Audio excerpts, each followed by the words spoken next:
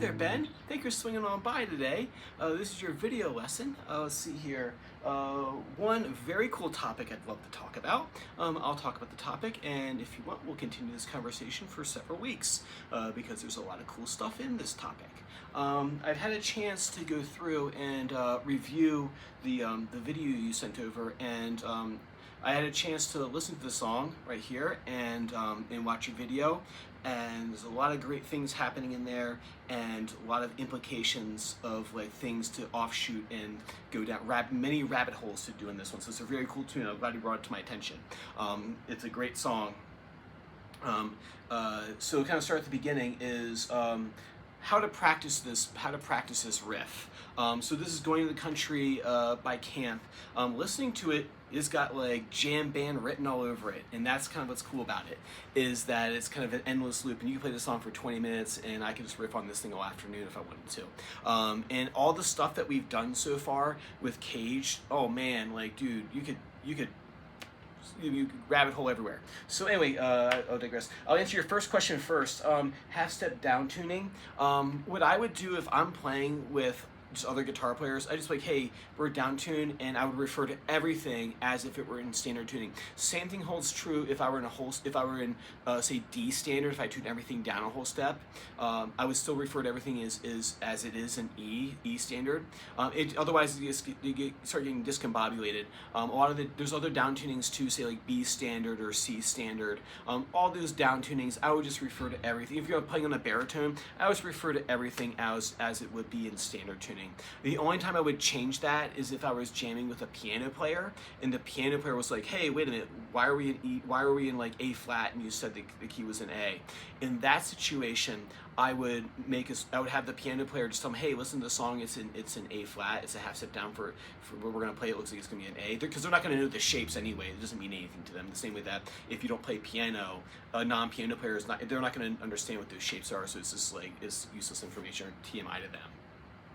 So if they were a piano player who could jam along with this song, I would be like, hey, just go home and make the chart and then come back and say an A flat. We'll just do A flat Mixolydian jam. But more about that in a second. So that's how I would answer that. Like I said, the exception is for non-guitar players. The drummer ain't gonna care. The other guitar player is gonna know what you're doing. The bass player will know what you're doing. Just say, hey man, go down to E flat. It's an A jam, A Mixolydian jam. Piano player is gonna change. Horn section, same thing too, but I'm not sure if the horn's gonna jam on this tune. So let me do the next thing, which is the lick. The lick is this. It's a nice lick, and it actually outlines everything we've talked about so far. And so let me go over what's happening here first, and then I'll talk about how to break it down and how to practice it.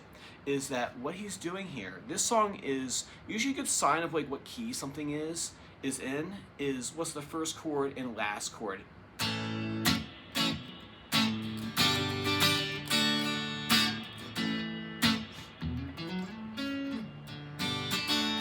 Something like that.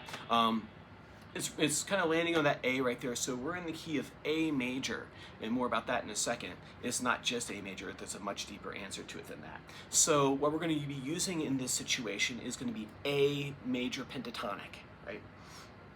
A major pentatonic's relative minor is, if you look at your chart, your little circle of fifths, is going to be F sharp minor pentatonic. So hey, it sounds like the song.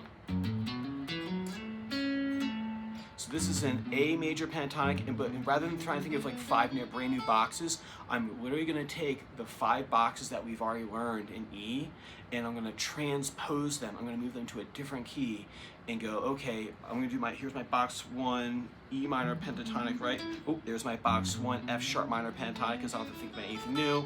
I'm just learning my old scales just in a new spot.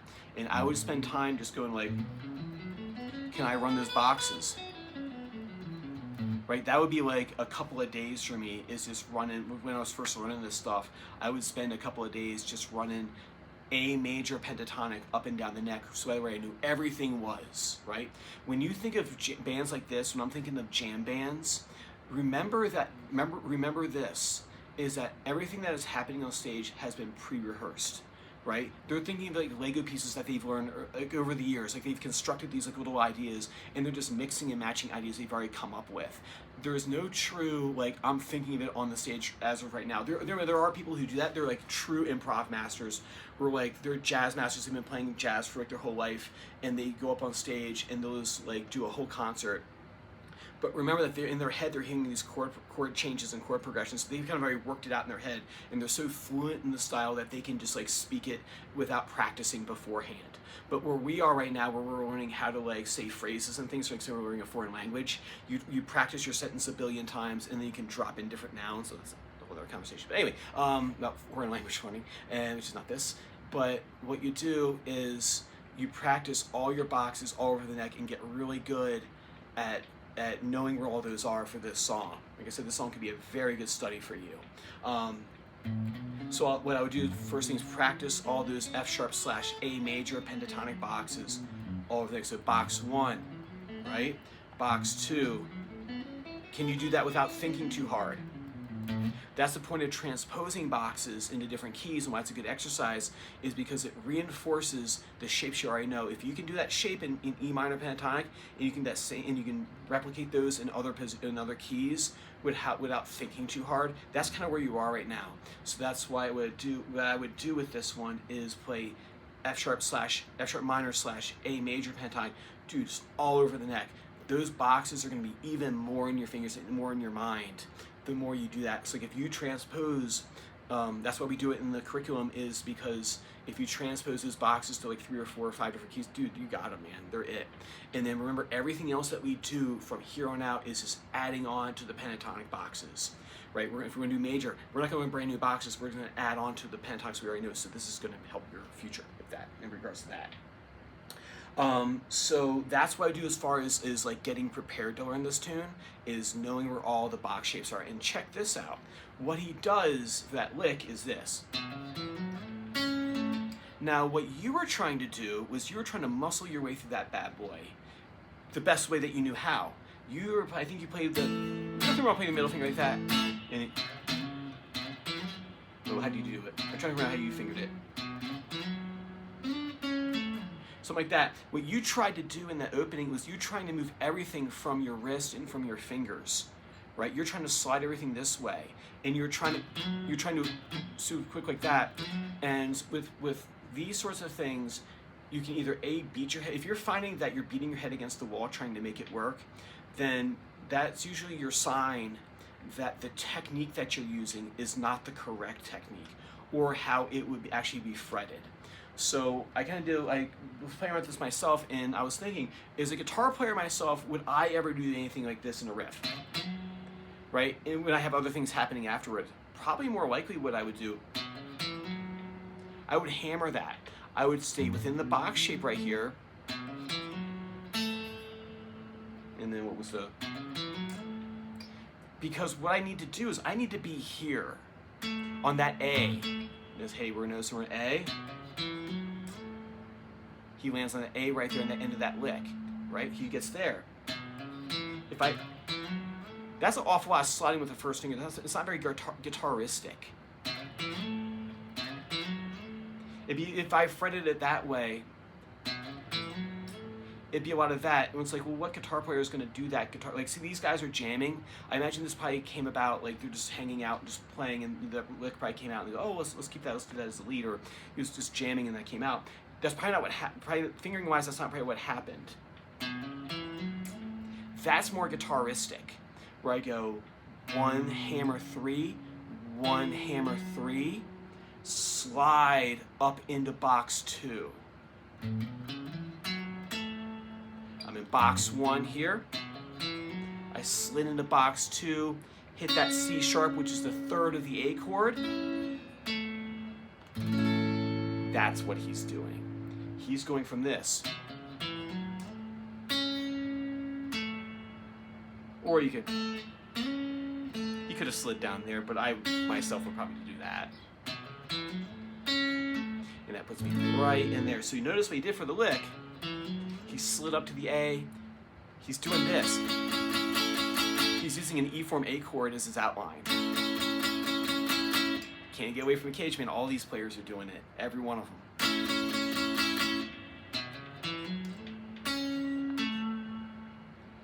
He's outlining those changes right there.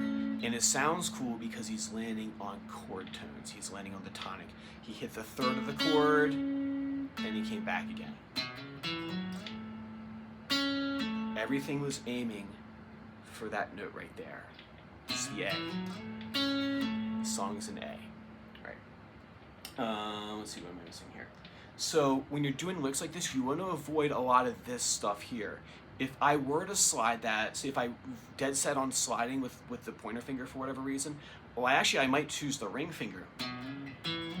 Say if I was dead set on slides, because if I slide on my ring finger, it puts me in position for the next slide. I'm sorry.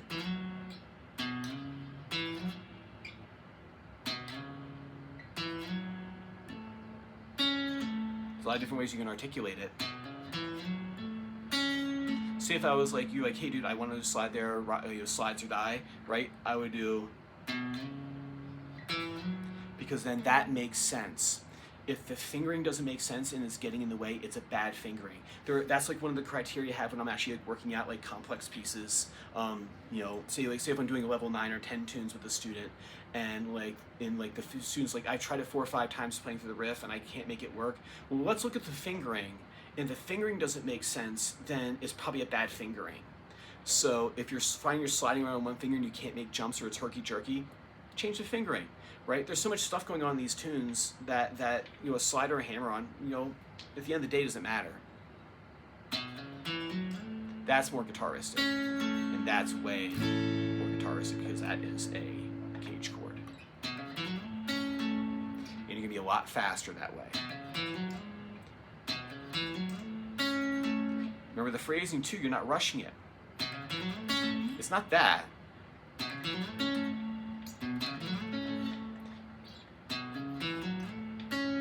It's aiming, it's almost like gravity, the musical gravity, the phrasing gravity is pulling you towards that A. Ba-da-da-da-dum-bum-bum.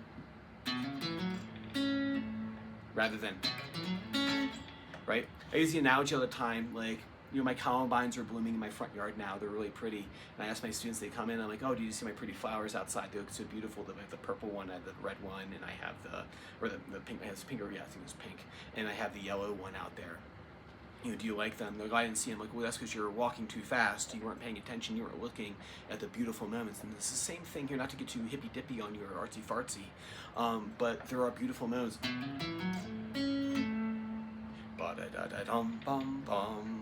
Right, and really take time at that A, because that's the goal note right there. It's kind of like you took a trip and you just kind of blinders through everything. Or my big one is I went on vacation. I spent the whole time in my phone looking at the camera, right? Or say for example I'm going to a show. I hardly ever take videos at shows, if ever, because I feel like it's a block between me and like the cool music that's happening. Like I'm not there to I'm not going to go back and watch it. Oh, that was a cool thing. It's more better to experience. Anyway, so that's what I got to say about the phrasing, what you're outlining and how to be efficient.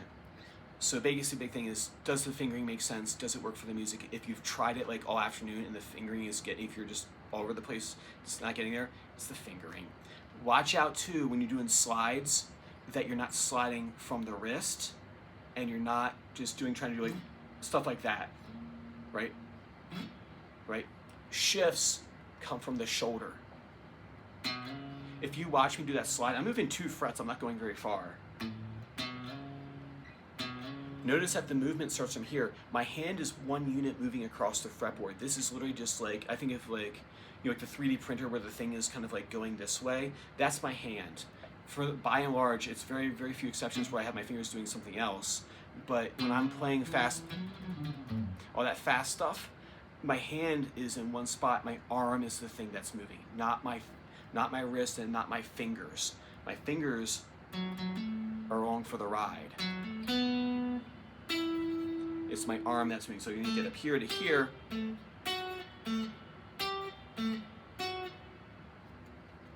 This right here, practicing jump shifts. I practiced those a ton when I was in school, right? It was all this. Watch, go do yourself a favor. Go watch like a classical cello player. Watch them play. It is not like fingers doing. It's not the wrist doing this. It is all from the arm. You know, if you watch anybody has the big jumps, if you say double bass, classical double bassist, it's all of it's coming from the shoulder. So anytime you have a big shift, it's coming from that. Okay, cool. So think about that when you're learning riffs, when you're practicing riffs. Does the fingering make sense? Am I doing proper technique? Am I letting my big muscles do the job for me? If you're finding that you're playing all afternoon and you still can't nail the riff, well, playing it 1,001 times isn't going to make you any better. If anything, you're ingraining bad habits. So you stop. What am I doing that doesn't make sense? Is that the most efficient way to get there? Does the fingering make sense? Right? But we'll talk about that. We'll do more examples like this, hopefully, in the future. As far as the song, dude, it's a dead song, man. It's actually Franklin's Tower.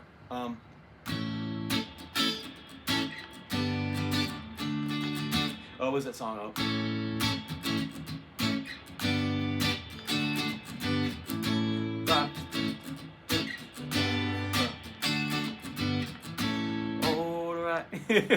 So look up Franklin's Tower. It's the same song. It's the same chord progression.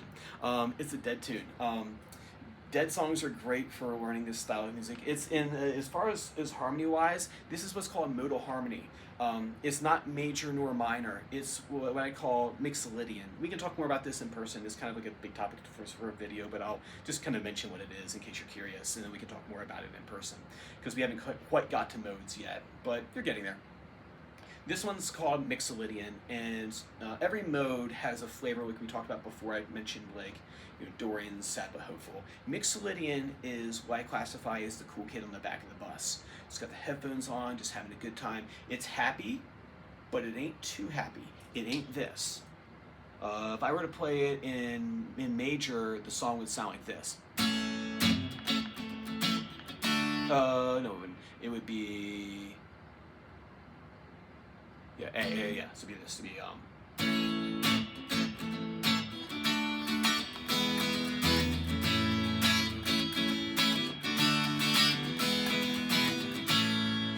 But what they did was they softened it up a little bit, so it's still happy, but it's not like in your face happy. The same way, like, hey, I'm here having a good time listening to some good tunes, but I'm not like hi, like I'm a cheerleader, kind of look, just chill happy.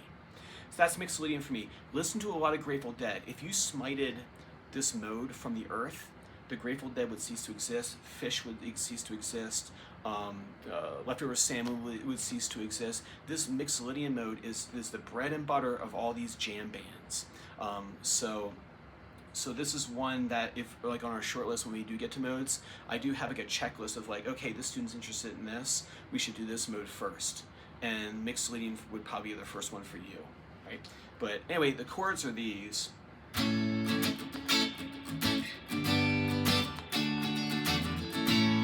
And so what you want to start thinking about is that you don't want to play just these plain chords down here. You want to do little small pieces of chords. What you want to start doing is associating each each pentatonic box with a cage chord. And we cease calling them box 1, 2, 3, 4. I've written them out for you here. Obviously, this is way too much for a student to have in one week. I'm just kind of giving you a brief overview so we can talk about more in person next time. What I would do is pick one of these. For you, for this particular song, I would pick box 2, and another name for box 2 is E box. It's an easier way of remembering. Now that you're knowing cage chords, now this is a better way of learning your boxes because now you're going to associate a box with a chord. So say, for example, I play this E form A chord, right? This box 2, as we called it before, the one that Camp slid into for the final, it's right there. If I wanted to play the song in here, so you can do this without messing up, what was it? I wanted to play here, C sharp major. Say, hey, let's play, go in the country, let's play C sharp major. Okay, let's do it. No, I messed it up, I gotta go back to practice. There we go, I got it, I'm still in the band. Right? So if you associate the pentatonic boxes with a particular cage chord that they correspond with, it's easy to remember them. So one more time. So this, we all both agree that this is a E form A chord, E form A chord, because this shape right here is an E chord, right? This box goes with it. So you go, that's great. Here's B, E form B chord.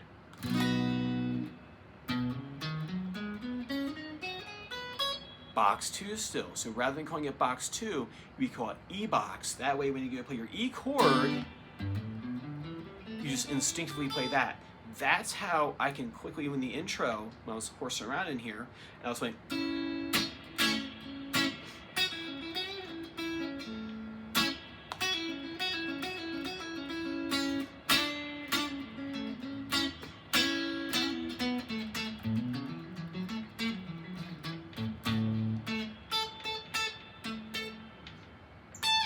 right?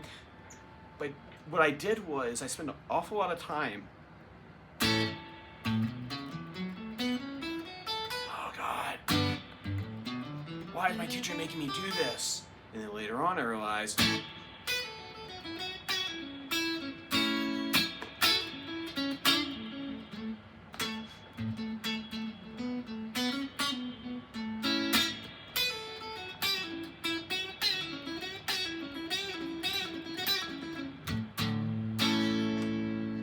let's do a different key.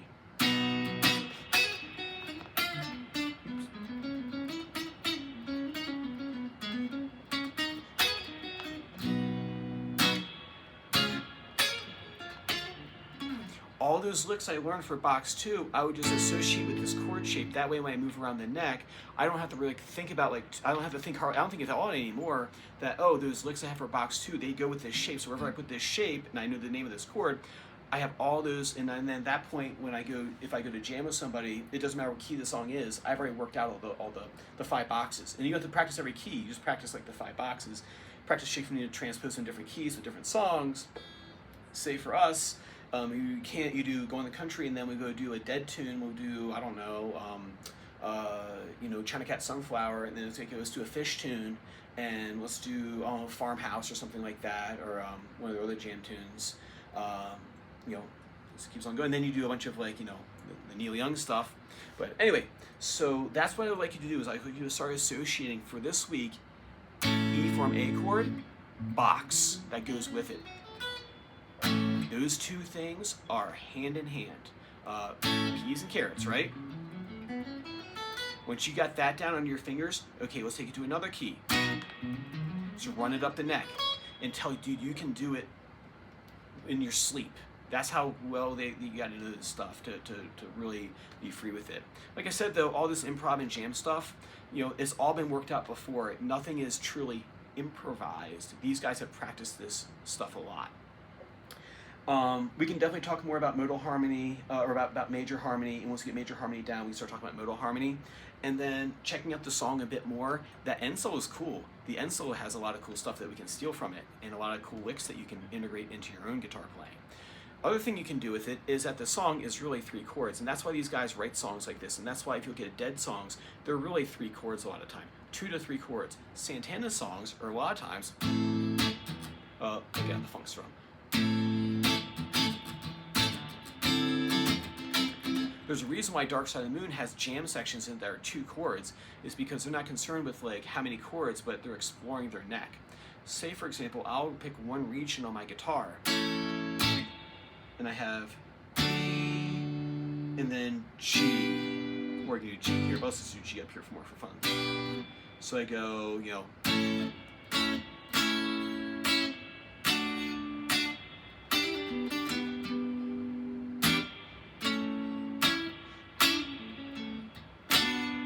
oh, is it right? Yeah.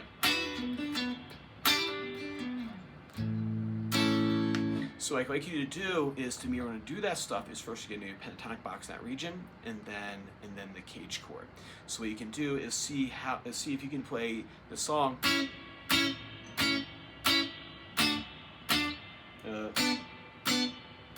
Oops, sorry. It's Friday.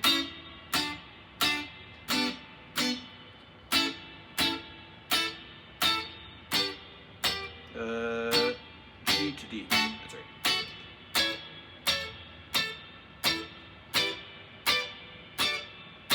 right? Cool, man. Work on that. Like I said, if you have any questions, fire them over to me. If not, I will see you same time next time. Take care.